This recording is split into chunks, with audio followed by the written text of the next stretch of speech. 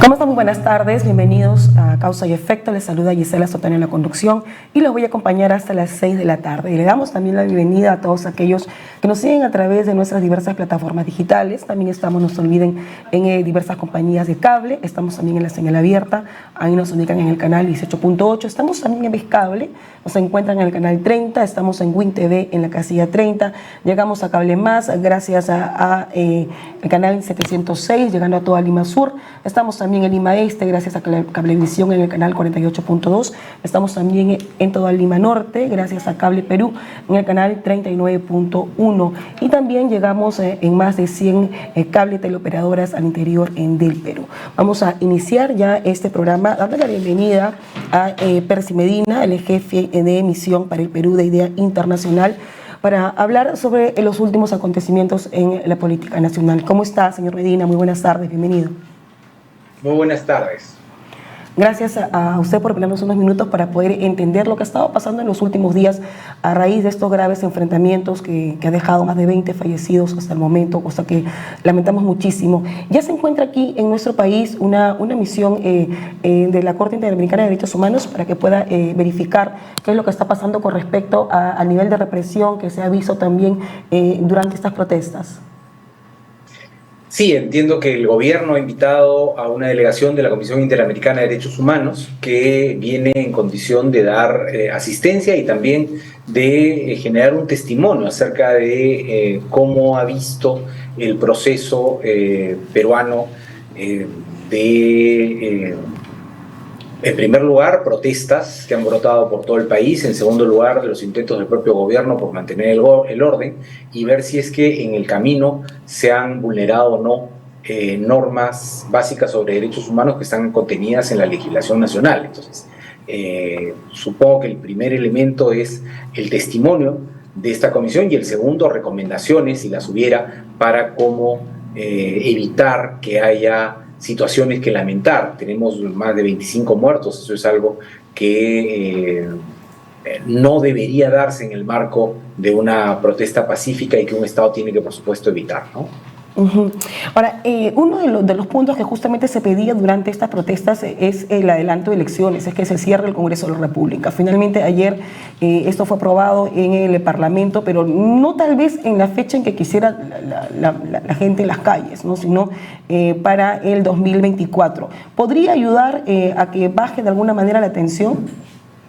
Bueno, yo creo que lo ideal hubiese sido una fecha como diciembre del 23 para la primera vuelta, pero bueno, se ha optado por abril del 24, son 4 meses de diferencia, tampoco es que sea mucho tiempo, y lo que sí habría que considerar es que el Congreso ha optado por el plazo más largo disponible, ¿no? Que es abril del 24, porque se podía haber optado por diciembre del 23 e incluso ajustando más las cosas por octubre del 23, pero el Congreso ha optado por el plazo más largo porque, y así debería ser, es necesario hacer reformas políticas, tanto a la legislación sobre partidos como a la legislación electoral. Entonces, si este plazo sirve para que se hagan las reformas políticas, en buena hora. Y lo otro para lo que debería servir este plazo es para que se respeten y se mantengan reformas que ya se habían hecho y que sin embargo no se han usado, como por ejemplo las primarias abiertas.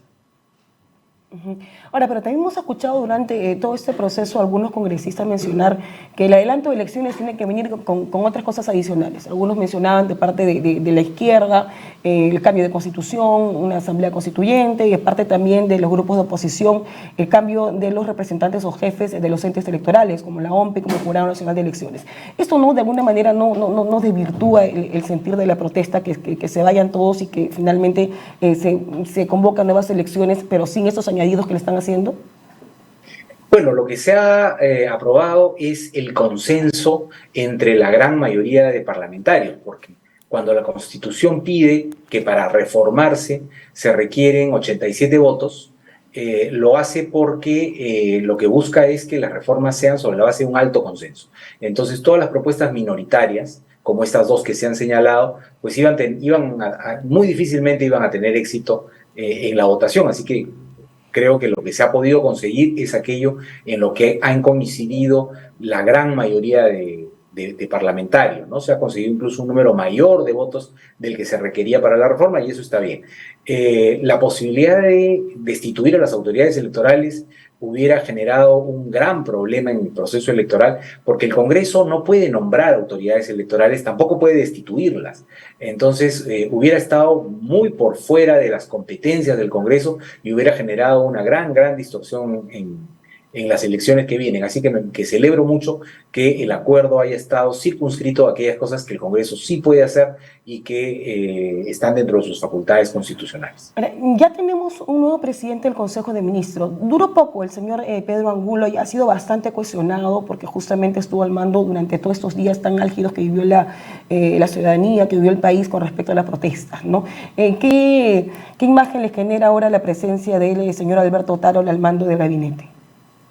Bueno, Alberto Tarola es mucho más político que el señor Angulo, tiene experiencia de gobierno, ha estado ya en un gabinete y sobre todo tiene mayor experiencia política, lo que le va a permitir también un diálogo mayor, no solamente con el Congreso, que es uno de los interlocutores, sino sobre todo con el país, ¿no? El principal interlocutor del gobierno es el país, la gente y particularmente quienes están movilizados, descontentos. Hay muchas noticias falsas o medias verdades circulando, entonces necesita una persona que comunique, que sea muy directa y muy honesta en explicar cuáles son las tareas de este gobierno de transición.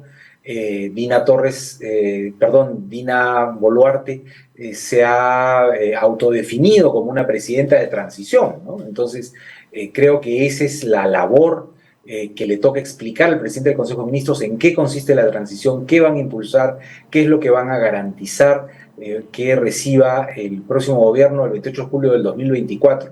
Parece que faltara mucho, pero el tiempo pasa volando, así que falta escaso año y medio, ¿no? ¿Y qué cosa va a hacer este gobierno de transición de año y medio? Y cómo es que va a garantizar llegar ahí. Hay que tener en cuenta que este es un gobierno de transición como lo fue, por ejemplo, el de Paniagua y también el de Sagasti, pero en ambos casos, Paniagua y Sagasti, la duración de esos mandatos fue sustantivamente menor, menos de la mitad del tiempo, ¿no? Fueron 7 meses, 6 meses de gobierno, 7 meses, y entonces probablemente también la posibilidad de desgaste es menor. Dina Boluarte va a tener año y medio, y año y medio para un gobierno de transición es un periodo largo, pero el presidente del Consejo de Ministros tiene que explicar bien y hacer entender qué es lo que piensa hacer en esa transición, y es transición entre qué y qué. Ahora, estas decisiones que ha tenido la señora Dina Boluarte al inicio, cuando se le pregunta sobre esta posibilidad de adelanto de elecciones, porque se empezaban recién las protestas en las calles, ella mencionaba que tanto el Congreso como la presidenta, o en este caso la plancha presidencial, que ella también estaba incluida, tenían un plazo que era hasta el 2026. Ella va variando, no sé si te parece, su discurso a medida que la protesta va encendiéndose en las calles, o es que tiene una posición definida al respecto. No, bueno, ya lo varió, ¿no? Porque inicialmente cuando asumió pensaba quedarse hasta el 26 y luego se dio cuenta que eso políticamente era imposible. Entonces decidió algo más realista.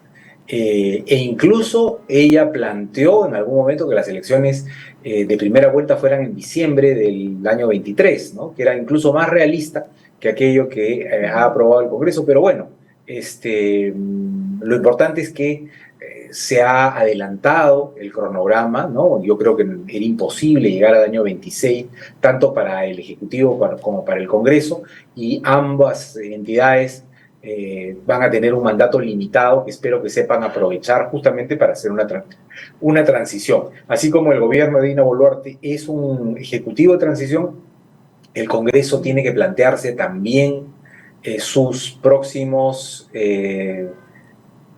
16, 17 meses, 16 meses, como un gobierno de transición, ¿no? 18 en realidad, porque es año y medio, ¿no? Sus próximos 18 meses como un congreso de transición. Ahora, no hay mea culpa de parte del Congreso, ¿no? O sea, pese a que hay un alto nivel de desaprobación y que eso también se expresa en las calles a través de las protestas que han sido más que claras, sobre todo en los últimos días. Escuchamos a congresistas en ciertas declaraciones que dan, sobre todo algunos de oposición, mencionar que ese es el mejor Congreso que ha habido.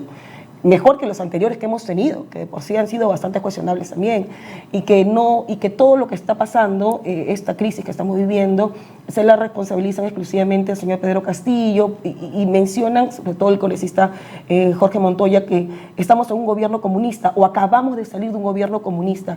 ¿Esto ayuda acaso a que la situación de alguna manera pueda calmarse? Bueno, la evaluación del Congreso la tiene que hacer la gente, ¿no? Porque el Congreso es representante de la gente. El Congreso ha recibido un encargo, un mandato, y no han recibido un cheque en blanco, ni un premio, ni una beca, ¿no? Lo que han recibido es un encargo para representar. Entonces, es la gente la que tiene que decir si el Congreso la está representando o no. Y sin duda, entre los 130, pues hay una gran diversidad de perfiles, trayectorias, capacidades, niveles de integridad, por supuesto. Es muy distinto, ¿no? No se puede poner a todos en el mismo saco porque hay una gran diversidad. Pero lo que es cierto es que la gente no confía y no valora al conjunto del Congreso como entidad que represente a la ciudadanía, ¿no? La señora Lidia Paredes ya se encuentra con sus 2 hijos en México. Horas antes al embajador mexicano se declaró persona non grata aquí en nuestro país. ¿Qué lectura le da a esta situación, a la posición de algunos presidentes de la región, un apoyo cerrado al señor Pedro Castillo, pese a que el señor se encuentra ya preso, cumpliendo una prisión preventiva después de haber dado un golpe de Estado? Bueno, lo que muchos han señalado es que eso es difícil de entender, cómo es que se valora los hechos ocurridos el 7 de diciembre, ¿no? Digamos, ha sido público y notorio que se ha producido un intento de golpe de Estado, que si bien es cierto no se consumó, se anunció con absoluta claridad. Entonces, a veces pareciera que en algunos actores ese elemento no es siquiera considerado, ¿no? No se pone siquiera sobre la mesa. Y llama la atención, ¿no? Y suponemos que no es desinformación. Claro, porque las primeras versiones de parte de los abogados de que el señor Pedro Castillo parece que había tomado algo, parece que lo habían dopado, que nadie se responsabiliza del mensaje que le ha leído, que lo hizo bastante tembloroso, ¿no? Pero evidentemente el señor no contaba con el apoyo de las Fuerzas Armadas, pero lo que dijo y lo que todos vimos en su mensaje a la nación es que quería cerrar el Congreso y reestructurar los entes judiciales, como ya lo hemos vivido también en la época de Alberto Fujimori. Bueno, yo creo que el mensaje fue bastante claro, bastante nítido, lo hemos visto pues en televisión nacional, ¿no?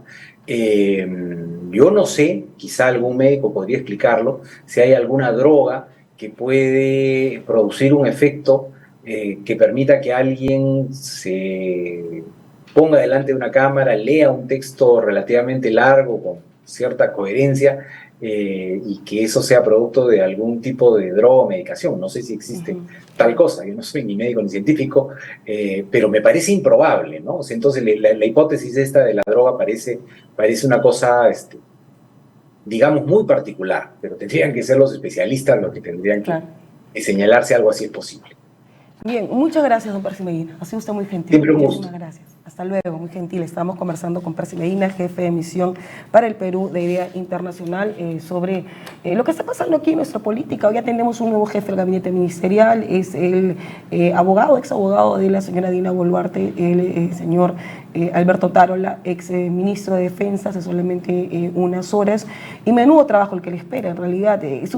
Quien deja el cargo es Pedro Angulo, que se va sin pena ni gloria. El señor Pedro Angulo tiene bastantes problemas de comunicación y sobre todo de empatía para poder llegar a la ciudadanía en medio de una serie de protestas que se dieron hace solamente unos días a nivel nacional y que lamentablemente dejaron un saldo trágico de 25 peruanos fallecidos, más de 20 por impacto de bala, proyectil de bala, que definitivamente tienen que realizarse todas las indagaciones correspondientes para dar con los responsables de este tipo de muertes, de crímenes, en realidad, que algunos están siendo, que algunos califican que lo que está pasando actualmente en el gobierno de la señora Dina Boluarte es que hay un exceso de abuso de la fuerza policial y militar. Hay imágenes que han dado la vuelta en nuestro país a través de las redes sociales y que poco se dice también en los medios de comunicación, o que no se dicen absolutamente nada. Medios que algunos tienen cierta dirección o cierta ideología política y también cercanía al nuevo gobierno, puesto que estamos viendo que días antes o meses antes tenían un concepto bastante cuestionable con respecto a la señora Dina Boluarte y también a Pedro Castillo, pero ha cambiado en realidad esta imagen que tienen de la señora Dina Boluarte. Ahora se pasea por diversos medios de comunicación en medio de una crisis que todavía no cesa. El Congreso de la República ha fijado ya como fecha para que se convocan nuevas elecciones el año 2024, en abril de 2024, algo que definitivamente la ciudadanía todavía no termina de aceptar, puesto que consideran que buena parte de lo que está pasando actualmente en nuestro país tienen responsabilidades los congresistas. Algunos, por supuesto, están muy lejos de reconocer que tienen también responsabilidad de lo que está pasando, puesto que desde que han ingresado tienen una agenda muy marcada, que era definitivamente sacar de Palacio de Gobierno al señor Pedro Castillo, independientemente de todas las investigaciones que tenga Pedro Castillo, como que tiene investigaciones en curso, su familia también, y sus personajes más allegados también. Por eso el señor está preso, por haber intentado dar un golpe de Estado que no contaba absolutamente con el apoyo de nadie, ni siquiera de sus ministros. El señor está cumpliendo una prisión preventiva, evidentemente va a tener que hacerle frente a todas las imputaciones que la Fiscalía también le está adjudicando desde que el día que entró a su gobierno, y también sus allegados, también sus familiares.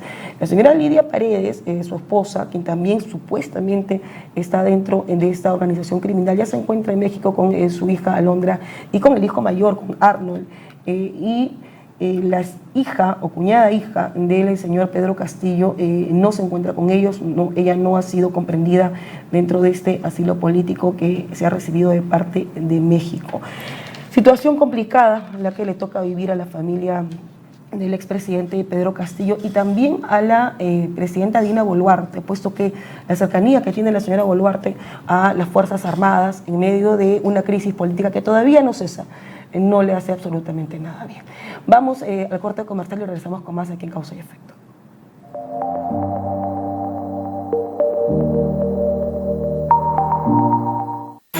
Que nada impida abrazar con alegría, mirar con esperanza y compartir mucho amor. ¡Felices fiestas! Te desea la familia de Fuego TV. Enciende tu vida.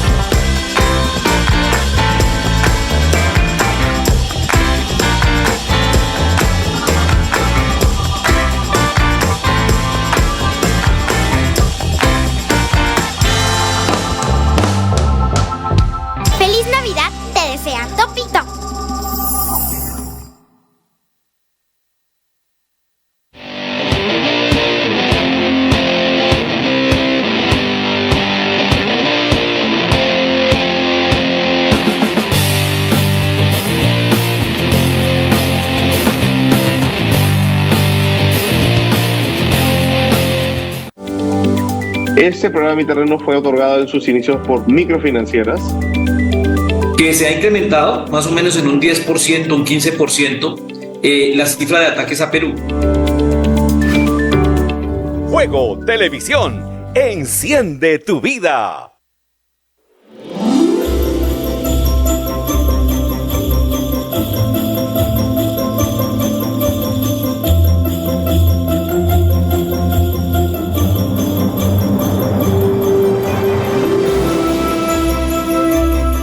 Fuego Televisión, enciende tu vida.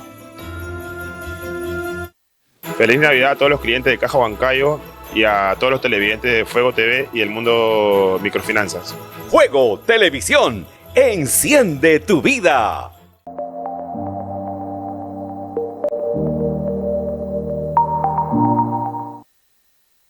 Continuamos en Causa y Efecto, ya estamos en comunicación con el doctor Juan Belit, un reconocido internacionalista, para justamente conversar de esta situación que ahora está viviendo el Perú con México a raíz del asilo político que se le ha brindado a la esposa del expresidente Pedro Castillo, Lidia Paredes, quien se encuentra ya en suelo mexicano con sus dos menores hijos.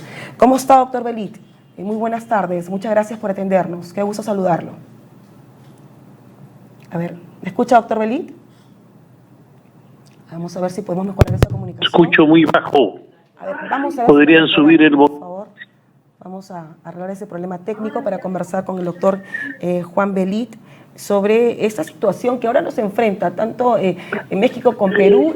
El presidente mexicano López Obrador ha tenido una posición bastante cerrada con respecto a lo que está pasando aquí en nuestro país, el apoyo al expresidente Pedro Castillo, y muy crítico también hacia el Congreso de la República. Recuerdan ustedes cuando se le niega este permiso, este viaje al expresidente Pedro Castillo para que él participe justamente de esta cumbre de la Alianza del Pacífico. El señor López Obrador fue bastante crítico con el Congreso al mencionar que había un tema de racismo ahí en el Congreso peruano, que no se terminaba de aceptar a Pedro Castillo como presidente de la República y que se obstaculizaba su trabajo como mandatario.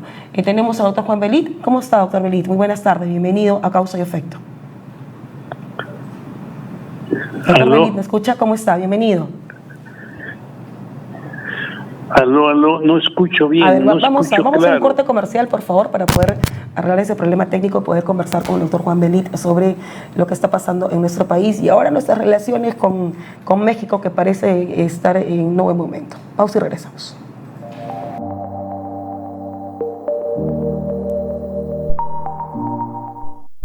Que nada impida abrazar con alegría, mirar con esperanza y compartir mucho amor.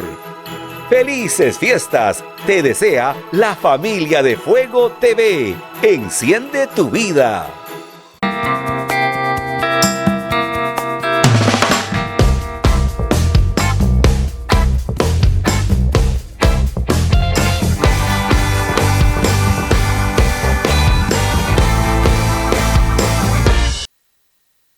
Ya estamos en comunicación con el doctor Juan Belit, un reconocido internacionalista, para hablar a propósito de lo que está pasando con la esposa del señor Pedro Castillo, expresidente de la República. Ya se encuentra junto con sus menores hijos en el suelo mexicano, y estas relaciones que parece que han sido un tanto tensas en las últimas horas. ¿Cómo está, doctor Belit? Muy buenas tardes, bienvenido a Causa y Efecto. Muy buenas tardes, un gusto estar en su programa.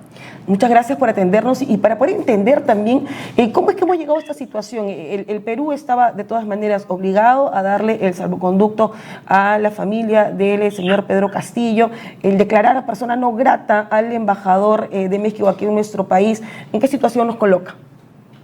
Sí, bueno, sin lugar a dudas es una situación complicada que nos ha colocado con el país de México, que es un país hermano y un país históricamente cercano al Perú, y es importante en estos momentos resaltar que las relaciones que Perú ha tenido con México siempre han sido de primer nivel. Son antiguas relaciones que, si nosotros hacemos una especie de auscultar en la historia, las mismas pueden venir desde la época incaica. Los incas tuvieron influencia de los aztecas, lo mismo que los aztecas la tuvieron de los incas, y luego en el proceso de la conquista del virreinato estuvimos muy cerca. No hay que olvidar que en la República, en el gobierno de Benito Juárez, esta gran figura de la liberación de México, Perú le dio apoyo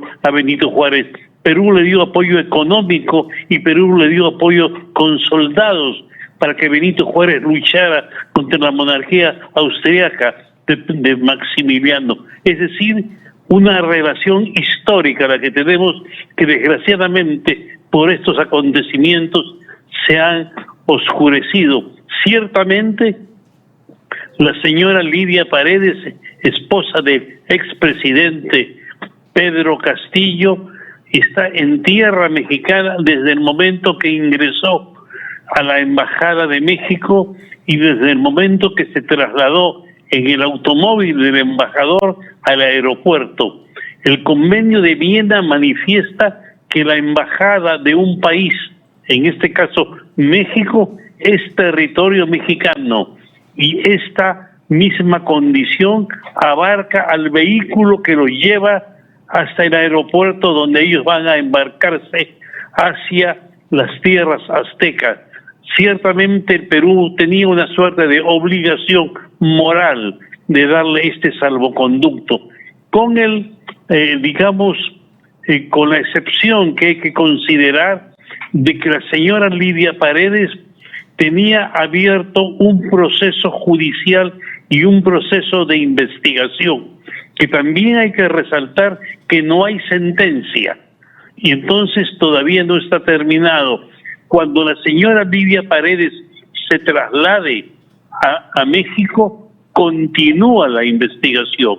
Y si la investigación finalmente lleva a un proceso judicial, aunque estuviera ausente ella, y sentenciara su culpabilidad, entonces el Perú podría pedir la extradición de la señora Lidia Paredes al gobierno mexicano.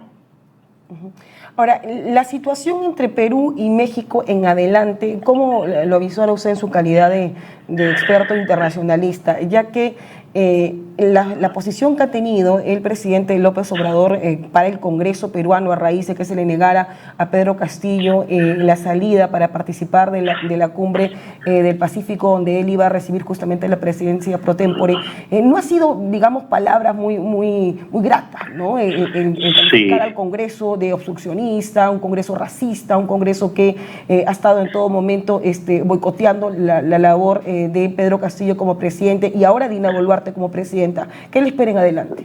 Sí, bueno, yo creo que el presidente Manuel López Obrador se excedió en su injerencia dentro de los problemas políticos peruanos. Yo creo que él no tuvo el cálculo político suficiente para entender que estaba él ya interviniendo en asuntos internos de nuestro país, con muchas veces con frases muy duras, insultantes y peyorativas para los actores políticos peruanos. Por lo tanto, el hecho de que el gobierno del Perú, a través de su Cancillería, declarara non grato al embajador de México, es un paso muy duro y muy fuerte que se le ha dado a las relaciones entre ambos países. Pero las relaciones no se van, digamos, a obstaculizar, van a continuar. Lo que sí es que no van a tener el nivel que se tiene con un embajador. Un embajador en un país no es solamente representante del presidente, sino también del país. Es decir, el señor embajador de México en el Perú representaba a su país y representaba a su presidente. Cuando se le declara non grato, él tiene que retirarse en 72 horas, pero las relaciones se mantienen. Las relaciones no han sido rotas. Quien reemplaza al embajador es el encargado de negocios. Y el encargado de negocios tiene las mismas funciones que el embajador, sobre todo administrativas y políticas. Pero hay una excepción. El encargado de negocios no puede pedir cita para hablar con el presidente de la República. El encargado de negocios no puede hablar directamente con el canciller. Solamente está limitado a hablar con el jefe del departamento que también toma su país. Ahora, pero esta decisión de la Cancillería peruana no fue un tanto impulsiva, si lo que se quiere dar a entender es que no se quiere estropear más o perjudicar más las relaciones que se tiene con México, el declarar persona no grata al embajador y pedirle que se retire 72 horas a raíz del asilo político que se le brinda a la familia de Pedro Castillo. ¿Acaso no es potestad del gobierno mexicano poder darle asilo político ya sea a la señora Paredes o a otra persona? Mire, es potestad del gobierno mexicano y el gobierno mexicano ha ejercido esa potestad con los antecedentes históricos que tiene México de haber sido un país que ha abierto las puertas a todos los países en que ha habido perseguidos políticos en la época de las dictaduras militares de los años 30 y 40, las puertas de México se abrieron muchas veces para asilar a refugiados, sobre todo del partido aprista, en el caso peruano. Ahora, yo no sé puntualmente si la Cancillería puede tener información de la injerencia excesiva del embajador de México en el Perú en temas internos. Es posible que ellos tengan una información que no la han compartido con el público y que consideren eso una ofensa al desempeño político de nuestro país. Eso es en primer lugar. Y en segundo lugar, la potestad la ha ejercido México sin ningún obstáculo. El Perú le ha dado todas las facilidades para que salgan los familiares del presidente Pedro Castillo. Doctor Belit, ¿cómo nos ve actualmente la comunidad internacional a raíz de este intento de golpe de Estado que dio el expresidente Pedro Castillo y ahora la asunción al mando de la señora Dina Boluarte? Yo le digo, yo he regresado hace un día y medio, digamos 2 días, y he estado en Estados Unidos, y la percepción en Estados Unidos está dividida. Hay una sección de la opinión pública, no solo norteamericana, sino también he recogido por medio de los medios de comunicación de la opinión europea. Por un lado, consideran que hay una inestabilidad permanente en el Perú, que tiene cerca de 10 o 12 años y que hasta ahora no se asienta un sistema democrático en toda su extensión en nuestro país. Y por otro lado, hay otra opinión que manifiesta que este ha sido un paso positivo que ha dado el pueblo del Perú al detener los avances de una figura dictatorial que se iba a imponer en el Perú y que se había, en su comunicado, lo había manifestado el expresidente Castillo, se arrogaba una serie de derechos. Primero, que cerraba el Congreso. En segundo lugar, que iban a revisar el sistema jurídico del Perú. En tercer lugar, iban también a observar la Fiscalía de la Nación y a detener a la fiscal. Iban a cerrar el Tribunal Constitucional. Se iba a cerrar también el Jurado Nacional de Elecciones. Es decir, de los 4 poderes del Estado, el Ejecutivo se arrogaba los 4 para manejarlos. Y finalmente, como todo el mundo sabe, no salieron los cálculos del señor Castillo como él más o menos había considerado: falta de pericia, inexperiencia, una incapacidad absoluta de manejo político y además de ello sin cálculo, sin estrategia, sin visión política. Perdón, no le escuché bien. Había coordinado con las Fuerzas Armadas, sus propios ministros empezaron a renunciar uno tras otro, nadie lo apoyaba, se quedó completamente solo. Mire, hay digamos, en el tablero 4 manuales que se llaman así, manuales para un golpe de Estado. 4 manuales donde todos casi coinciden en indicar que si uno da un golpe de Estado, primero en América Latina tienes que coordinar con las Fuerzas Armadas. En segundo lugar, tienes que tener una legitimidad de la población. Y en tercer lugar, tienes que tener la fuerza pública para poder controlar después los desmanes que se provoquen. Ciertamente, lo único que ha provocado estos anuncios de Castillo ha sido desmanes, vandalismo y actos que casi lindan con el terrorismo en nuestro país. ¿Cómo nos ve la comunidad internacional con respecto justamente a esas protestas, doctor Belit? Con el número de fallecidos que lamentablemente ya suman 25 o más de 25. Bueno, esa es una opinión, digamos, que en principio no es muy positiva, porque se habla de un excesivo uso de la fuerza en la represión. Por cierto que también habría que explicarle, y eso es una misión que tienen que hacer los representantes del Perú, es decir, a través de la Cancillería, para explicar los detalles que la composición de las gentes que se han levantado, que han realizado marchas, que han tomado algunas carreteras, etcétera, es una composición variada. Posiblemente hay un grupo que tiene legítimos derechos a muchas reivindicaciones, pero también hay un grupo que lo que está buscando es el vandalismo, que son grupos delincuenciales. Creo que se han descubierto grupos del BRAE que están ligados al narcotráfico, que se han trasladado en camionetas y que han sido detenidas aquí en la carretera al sur, muchos de ellos llevando armas, y no hay que negar que también hay una presencia de Sendero Luminoso y del Movadef, que son rezagos de la época oscura y negra que tuvimos nosotros, del terrorismo, que todavía no han depuesto sus armas. Esa no es una forma, doctor Belit, de legitimar de alguna manera la protesta social que hemos vivido en los últimos años. Se ha criticado mucho, por ejemplo, lo que ha pasado el pasado sábado, esta intervención a estos grupos políticos de izquierda, y con la presencia de policías. Algunos consideran que eso es propio de una dictadura, que vemos que estamos militarizando un país, Fuerzas Armadas en las calles, uso y abuso de la represión policial, exceso de la fuerza policial y luego también intervención a partidos políticos. ¿No puede también cuestionarse esa actitud del gobierno de la señora Dina Boluarte? Bueno, puede haber un nivel de cuestionamiento, sin lugar a duda.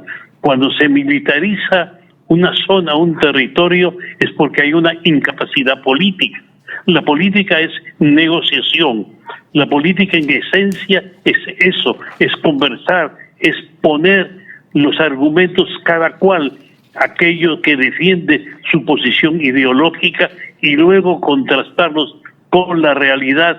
Pero si hay un levantamiento y se responde los mecanismos de seguridad, que son las Fuerzas Armadas y las fuerzas policiales, solo con represión, lo que estamos hablando, lo que está diciendo nuestro gobierno, es que no tiene capacidad de negociación, no tiene capacidad de hacer política, que es precisamente una de las acusaciones, no solo internacionalmente, sino dentro de nuestro país. Nos damos cuenta que los grupos que están representados en el Congreso son grupos que muchas veces solamente se insultan, utilizan términos peyorativos constantemente. Hay un terruqueo, por un lado, el término de caviar para insultar al centro izquierda, lo que ha hecho es polarizar las fuerzas y demostrar aquello que decía Luis Alberto Sánchez, que somos desgraciadamente un país adolescente. Qué pena, de verdad. Muchas gracias, doctor Belit. Ha sido usted muy gentil. Hasta luego. Muy amable, muchas gracias a ustedes. Conversamos con el internacionalista Juan Belit sobre esta situación tan tensa que ha estado viviendo Perú, también con México, a raíz del asilo político que ha recibido la familia del expresidente Pedro Castillo. Vamos a un corte y regresamos con la última parte de Causa y Efecto.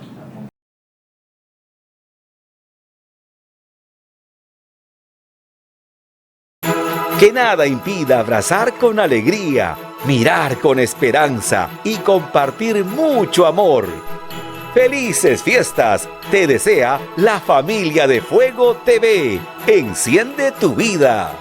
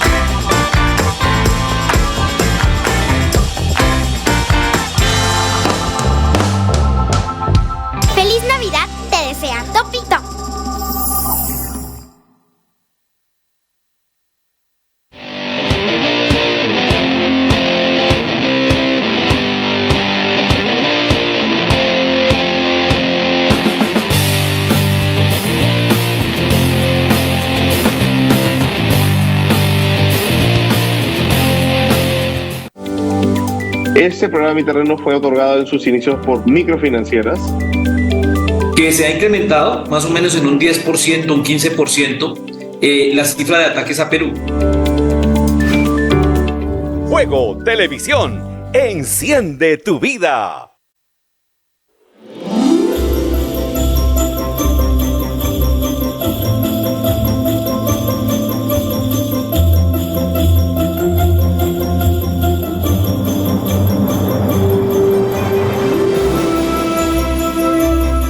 Fuego Televisión, enciende tu vida.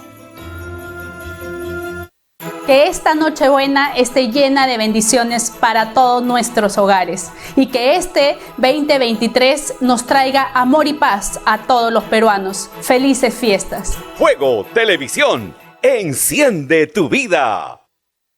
Feliz Navidad a todos los clientes de Caja Huancayo y a todos los televidentes de Fuego TV y el mundo microfinanzas.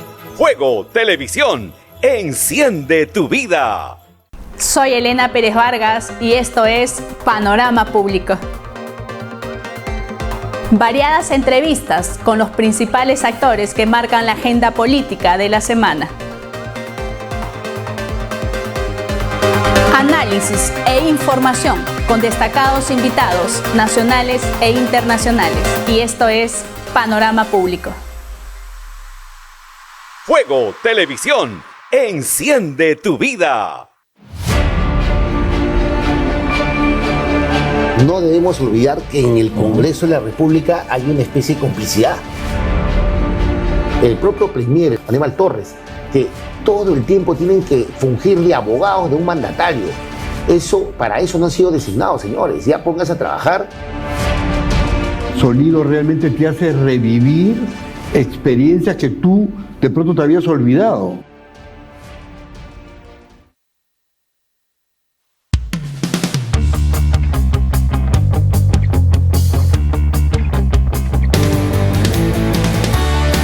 Y esperamos nosotros este fin de semana seguir viendo buenos partidos. La mejor defensa y la mejor arma que puede tener Melgar es teniendo el balón en los pies. Fuego Televisión.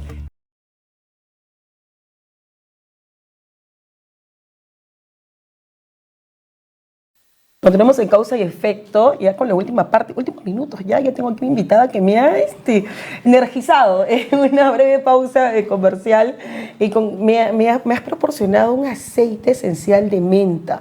Aquí estamos con una pesadez por el calor que hoy inicia formalmente el verano, sí, y a algunos nos choca porque está el bochorno y todo eso. Y con una gotita nada más que nos ha brindado aquí mi invitada Karina Kuo, ¿verdad? Ella es especialista en aceites esenciales. Y me dice, Gisela, ponte esto en la palma de las manos, siente, percibe el olor y vas a ver cómo te va a despertar. Es mágico. ¿Cómo estás, Karina? Bienvenida. Hola, Gisela, muchas gracias. Gracias. Este es aceite, ¿verdad? Miren esta cosita, ¿verdad? Sí, increíble. La marca doTERRA. Qué bestia. ¿Cómo es que consigues ese efecto? Te voy a contar un poco de los aceites esenciales. Bueno, los aceites esenciales vienen siendo usados desde civilizaciones antiguas. De repente recordarás por ahí que los egipcios pues embalsamaban a sus muertos en incienso, ¿no? Para que se mantengan conservados, ¿no? Bueno, yendo un poco a lo que es la parte de explicación de los aceites esenciales. Los aceites esenciales es el compuesto químico aromático y se encuentra dentro de la planta, ¿no? Digamos que el aceite esencial es el sistema de defensa de la planta, que le ayuda a protegerse, regenerarse y estar en bienestar en su hábitat, ¿no? Entonces, ¿por qué los aceites esenciales nos hacen tanto bien a nosotros los humanos? Porque tenemos una compatibilidad celular con las plantas de un 60%. Entonces, por eso nosotros, que tenemos millones de receptores en el cuerpo, interpretamos esa química de la planta y nos hace bien, ¿no? Ahora, esta marca doTERRA es una marca de Estados Unidos que ha sido fundada en el 2008. Ellos, lo lindo de doTERRA es que se asocia con cultivadores locales, quiere decir, hablamos de plantas nativas, ¿no? Donde son en proceso de cuidado bastante extremo. Sí. Más o menos para que tengas una idea, por ejemplo, la menta, estos aceites son tan puros que los puedes consumir. De hecho, tienes 3 usos: el aromático, la forma que ahorita está experimentado, poner desde la palma de la mano, inhalar. Huele emoliente, por ejemplo, uno lo huele emoliente, a ver, aquello que tomamos emoliente, qué rico.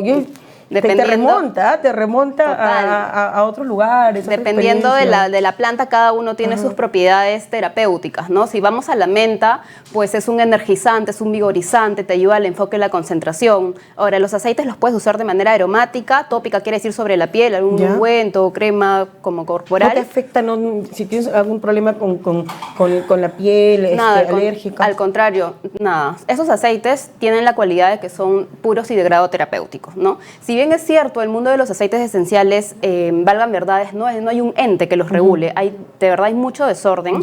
Entonces, hay una asociación en Estados Unidos que se llama Aromatic Plant Research Center y doTERRA trabaja con ellos de la mano, ¿no? Digamos que pasan como muchas pruebas. De hecho, doTERRA tiene 8 pruebas como una batería de pruebas, pero dentro de esas 8 baterías de pruebas hay más de 160 análisis, ¿no? Para acreditar de que los aceites esenciales no contengan ni rellenos sintéticos, ni metales pesados, ni solventes químicos dañinos que nos puedan, obviamente, valga la redundancia, dañar la salud, ¿no? ¿Esto puedo yo? Entonces te los puedes ingerir también. Tratarme, ¿qué tipo de enfermedades o yo podría, digamos, tratar con los aceites esenciales? Sí, mira, de verdad, hablar de los aceites esenciales es un espectro bastante grande. Sin embargo, te voy a comentar que en la salud lo usan mucho para, por ejemplo, lo más resaltante que te puedo contar es que hay instituciones del cáncer en Estados Unidos, como el St. Elizabeth Healthcare, trabajan de la mano con doTERRA para brindar apoyo al paciente de cáncer, tanto desde la aromaterapia como ingiriendo aceites esenciales como, por ejemplo, el incienso, que es un regenerador celular para ayudar al paciente, ¿no? Entonces, el uso de la salud en el lado físico, mental, energético, se puede cubrir totalmente con los aceites esenciales. Y eso es lo lindo de trabajar con las plantas que son ¿La efectividad es rápida? ¿Es permanente? Rápida. ¿Cuántas horas, digamos, de efectividad puede tener un aceite esencial si me lo aplico? Si tú lo inhalas, vas a tener, o sea, como hace un momento inhalaste, ¿no? Sucede que en el sistema del olfato, nosotros a través de la nariz tenemos receptores olfatorios que conectan con nuestro sistema límbico. Esto es un área del cerebro que regula nuestras emociones, ¿no? De hecho, es un cerebro bastante como primitivo, no es nada lógico, ¿no? Y ahí están nuestras emociones, recuerdos. Sucede también que a veces hueles a un aroma muy específico y te acuerdas a, no sé, a mi abuela, la Navidad. Yo me acordé del emoliente, te lo juro. Es que la menta, no solamente se siente la menta, hay otras hierbas ahí. Hay 4 tipos de mentas en ese nuevo aceite, que es el Super Mint, pero de hecho tiene la menta tradicional que todos conocemos, pero es súper poderoso y poder trabajar con aceites esenciales de grado terapéutico, fuera de, bueno, yo los conocía a estos aceites porque se pueden ingerir y puedes tener estas propiedades terapéuticas. ¿Cuántas gotitas, no? Se van a acabar todo. Una gotita, ahí justo te contaba la idea para que tengas más o menos mira la potencia. Una gota de este aceite esencial de menta equivale a 28 tazas de té de menta. O sea, para poder tener todos esos beneficios de 28 tazas de té de menta, una gotita en tu agua, y la menta es muy bueno para el sistema digestivo, ¿no? Entonces es super power. ¿Y qué otros tipos de aceites tienen? O sea, ¿qué otro tipo de, no sé si frutas o plantas? Hay cítricos, hay florales. Por ejemplo, los florales tienen la capacidad de poder relajar el sistema nervioso, nos ayuda mucho con ansiedad, con estrés. Los cítricos, por el contrario, son como te reavivan el ánimo, te dan como vitalidad. El limón te ayuda como a segregar serotonina de manera natural, que es la hormona de la felicidad, ¿no? Las maderas también tienen el beneficio de calmarte, ¿no? Y cada Me encantan planta, los olores amaderados. Sí, cada planta, las maderas son muy ricas como para meditar. El cedro, entre otros. ¿Y cuántas gotitas me debo tomar al día? O sea, si son 28 tazas de menta, ¿qué tal? Tengo la de limón, tengo la de menta, tengo la...